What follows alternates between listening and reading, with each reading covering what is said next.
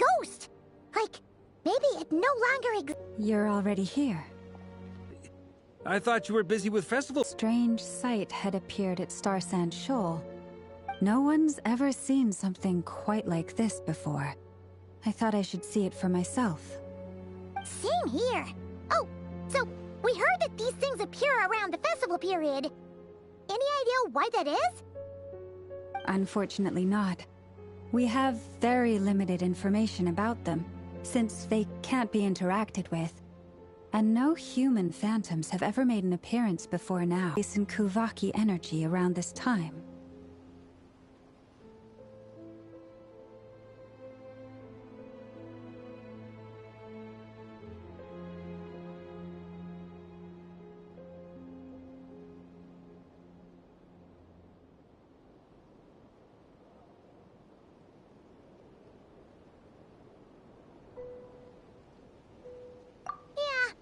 Seems like that's all we can do.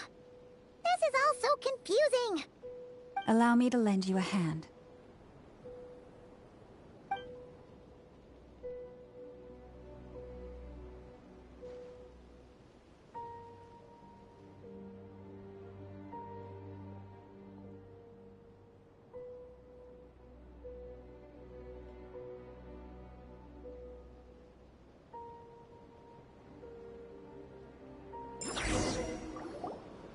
Everyone, our friend here should be able to provide us with some information. Is that a phantom Rhymehorn deer? I've heard about how the Frost Moon Scions live in harmony with the animals and can even communicate with them. That's coming in handy now, for sure. Okay. Yes, I understand. Then how about this?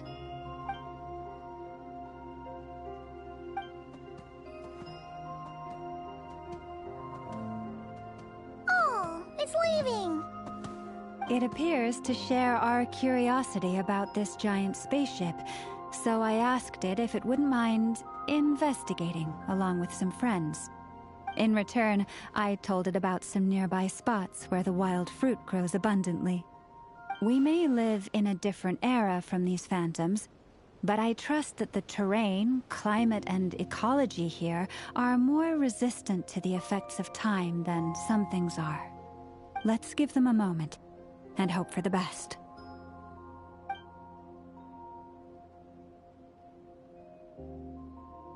All back together? Must have been a lot of fruit. Indeed. Now let me ask them some questions.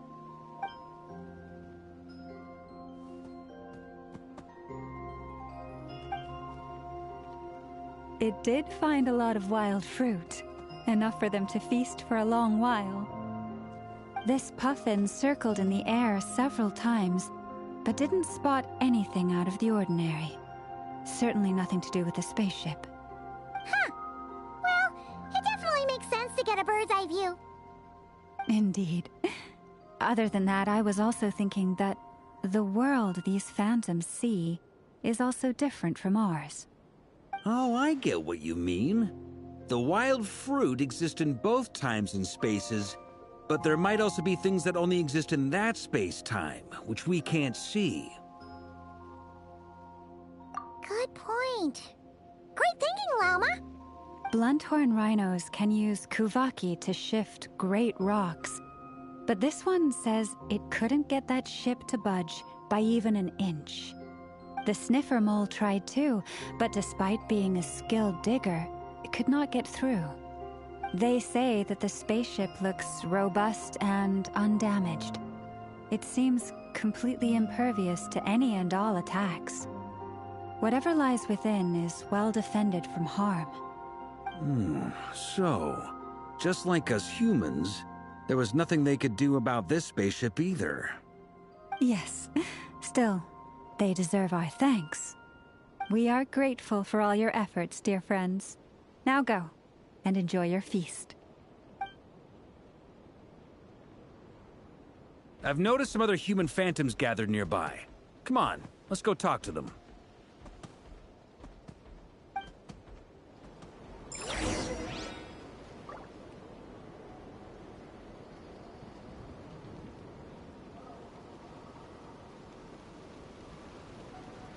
Every journey has its final day. Don't rush.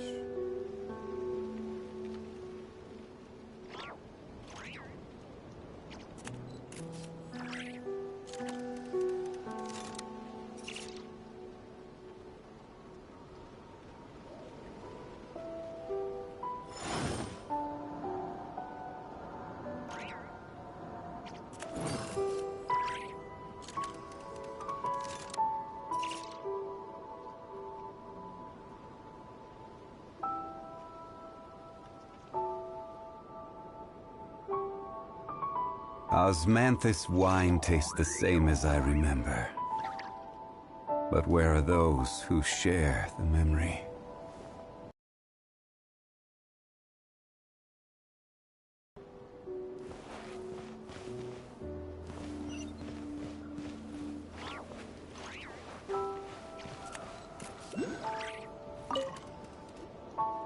What is this thing? I've never seen it move, and there's no way to get inside. Goodness knows.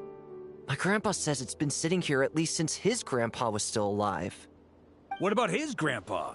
Did he say anything to your grandpa's grandpa about it? Huh? I don't know. In all likelihood, it was here back then too. Hard to imagine something this huge could move. Guess that means that as far as they're concerned, this ship's been around a long time.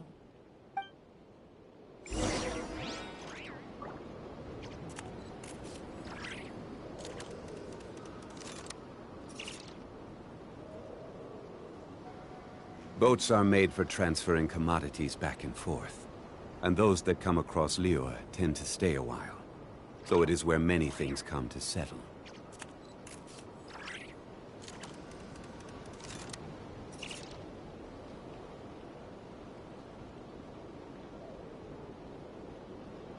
Osmanthus wine tastes the same as I remember. But where are those who share the memory?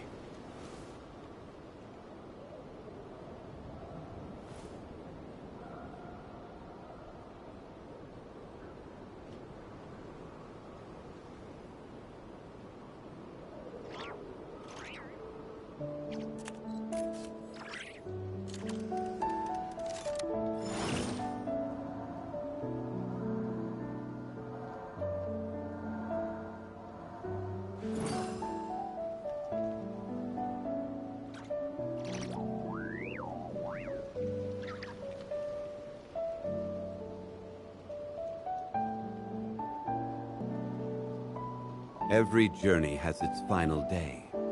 Don't rush.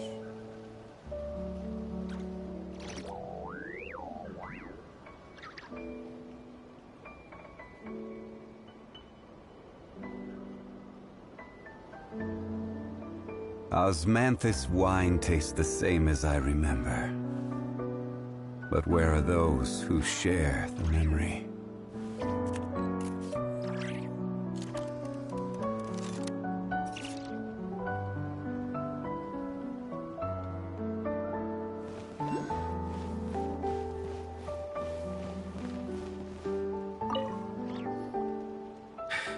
Come on, brothers. If we can get even a small chunk off of this thing, it's gotta be worth a fortune. Today is the day we strike it rich. Huh? You mean Paimon? Yes, brother, I shall join you. Let's make our fortune. With them. What the? This thing is crazy tough. I can't even scratch it. What's it made of? Sorry, brother. I was just seeing if I could influence this phantom's perception by playing. But nope, no dice.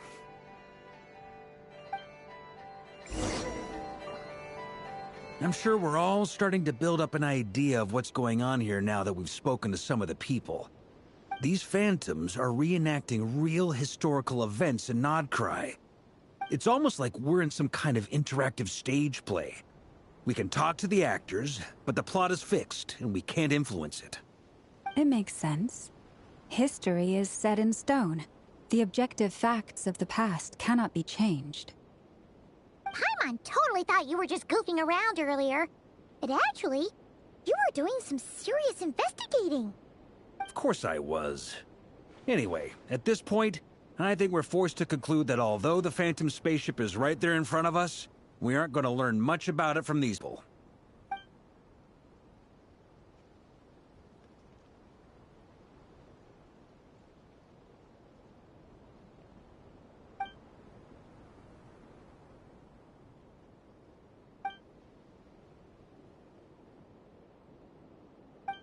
Don't be discouraged. If nothing else, this is proof of the ship's existence. And think about it. So many people tried to hack their way inside, but no one could get the door open. It's made of very tough material. To me, that says that we'll either find the ship itself or the story behind it. It's just a matter of time. Huh. Every now and then, when Varka gets serious, he actually does seem like Grandmaster material for once. I wonder how the others are doing. Let's head back for now.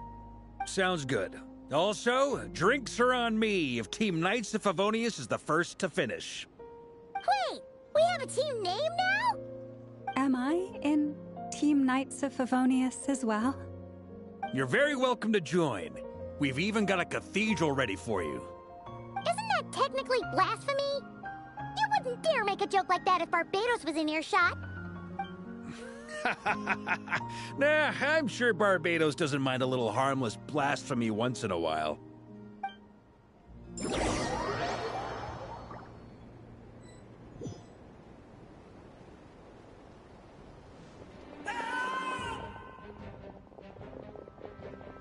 Oh, no! Get away! Oh.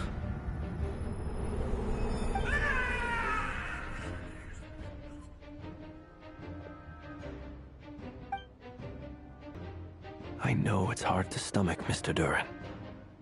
But as I'm sure you've noticed, there is nothing we can do to intervene in that which unfolds before us. But we have to at least try! And try you have. But are you aware of how many unsuccessful attempts you've made now? I wasn't keeping count. I'm afraid this is the 39th failure so far. Or the 5th if we're only counting this particular victim. There are no indications that these phantoms may be altered in any way. You seem to have calmed down a little. I'll make us a fire. You should rest and have some water. Feeling any better now, Mr. Duran? May I ask a few questions? Be my guest.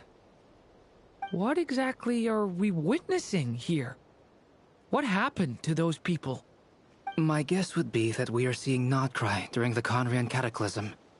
Would that be accurate? Conria.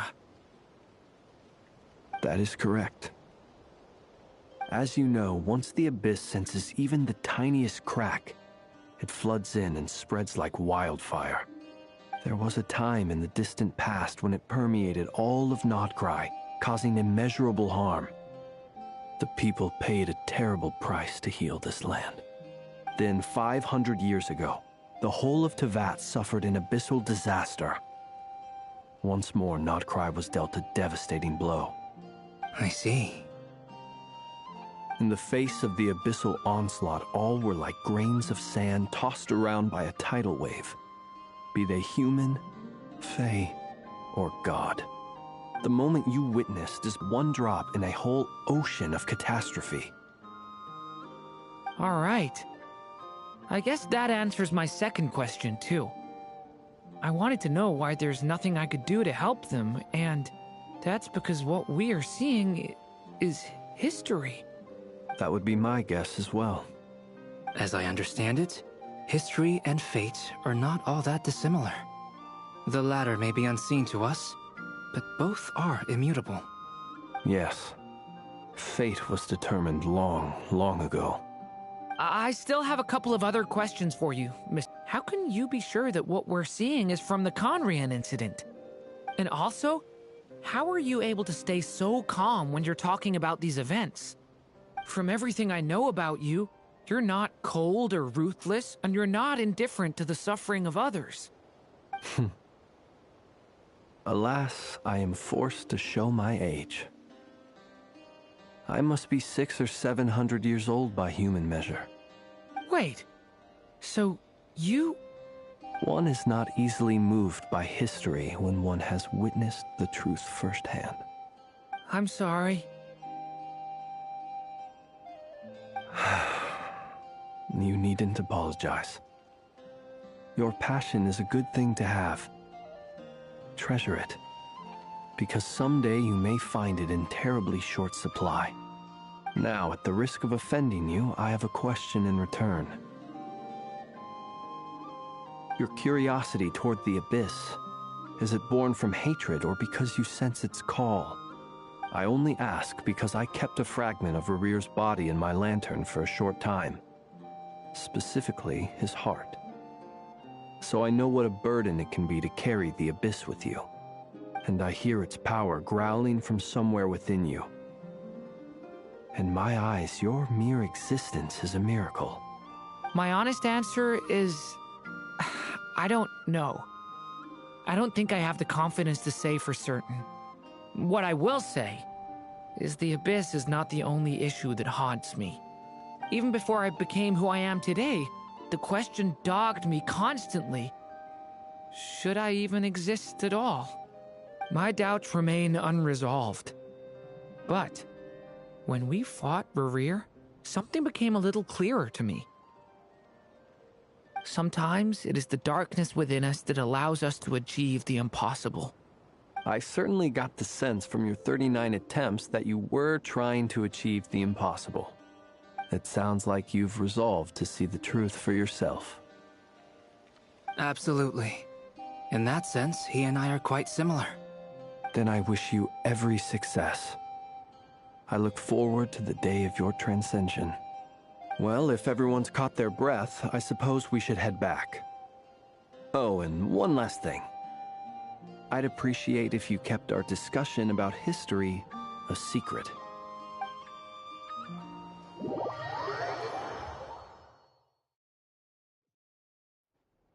Incredibly, our separate investigations led us all to the same conclusion. Hooray for consensus! Yeah, but we barely learned anything, though. I totally thought this would be the mother lode. Talking with the ancients? I mean, come on! But nope. All we got was useless snippets of conversation. And all this stuff about moons and hyperopia. What a load of baloney. Seems like people back then had a few screws loose. I understand your frustration. We found the same issue.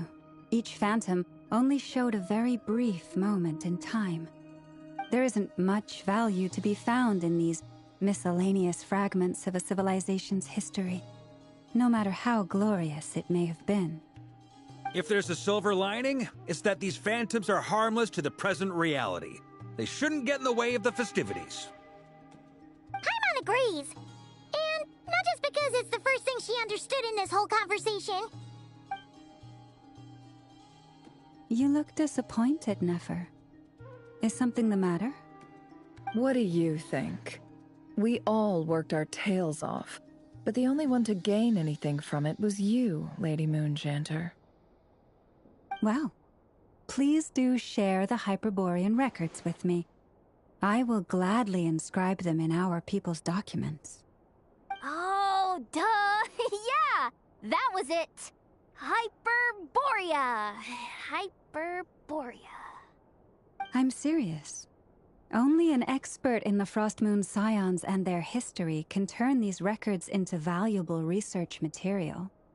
The alternative is to let them gather dust on the Curatorium's storage shelves until the pages turn yellow. Nefer, you're wise enough to know that cooperating and sharing the profits is the best course of action here. Well, that goes without saying. Sure, let's do that. Huh? But didn't you say we aren't supposed to give out intel for free? Sorry. Shutting up. Now is not a good time to push Nefer's buttons. Anyway, back to Moon Prayer Night. I'm thinking that we should prepare something a little special, aside from the usual decorations and so on. You mean a parting gift? Can't go wrong with food. Although, does food go bad on the moon? Perhaps a lantern would be a better choice. It might be dark up there. It could prove difficult to light a lantern on the moon. Magical stones might serve that purpose better. What about a model from Fontaine? I've got a whole bunch at home. I use them for fighting practice in my free time. None of these sound like things she would be even remotely interested in. Wait, what the? Traveler? They're all looking at you.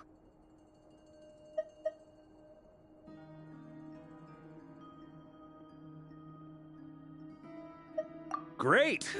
Haha, problem solved. Now, I need to stop by Dory's. Gonna need her help sourcing a bunch of stuff for the festival. Then let's leave it there for now. We all have our own business to attend to. Traveler, if you find out what Kutar likes, let us know right away.